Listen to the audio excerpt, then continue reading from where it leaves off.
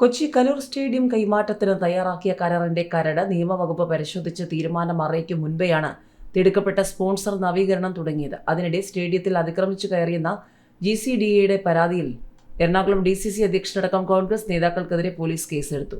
Stadium കൈമാറ്റത്തിൽ കായിക മന്ത്രിക്കെതിരെ ഗുരുതര ആരോപണങ്ങളാണ് ഉയർന്നിട്ടുള്ളതെന്നും മന്ത്രി വിശദീകരണം നൽകണമെന്നും പ്രതിപക്ഷ നേതാവ് VD സതീശൻ ആവശ്യപ്പെട്ടു.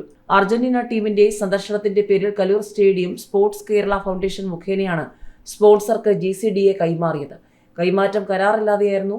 സ്പോൺസറുമായി നേരിട്ട് ഇടപാടില്ലെന്നാണ് GCDA വാദം.